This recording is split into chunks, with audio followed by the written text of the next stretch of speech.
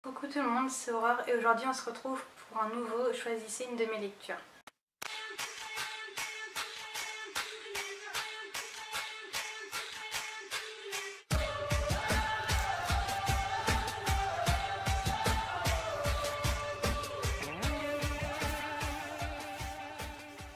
Cette vidéo-ci, ça sera la lecture que vous choisirez pour le mois de juillet.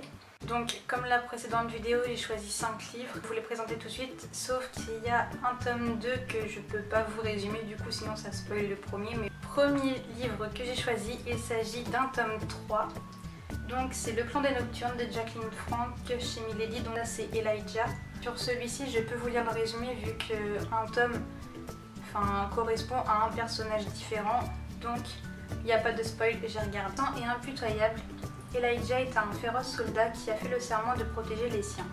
Maître incontesté dans le maniement des armes, il n'a jamais perdu un combat, jusqu'à ce que des nécromanciens lui tendent un piège et le laissent pour mort.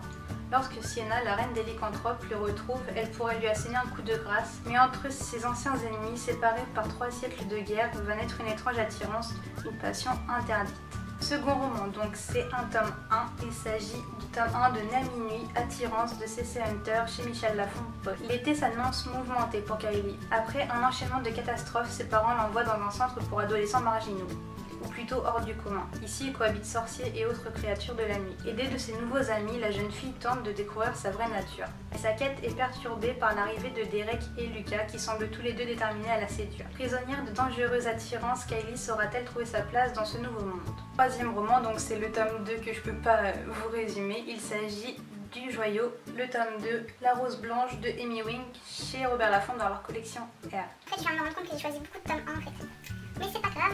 Le prochain est encore un tome 1, il s'agit de La Conspiration de Maggie Hall chez Robert Laffont dans la collection R. Toujours.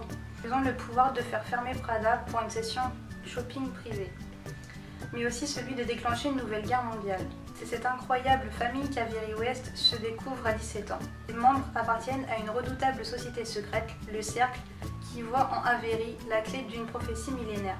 Écartelée entre des factions rivales, Avery va devoir lever le voile sur l'énigme de ses origines.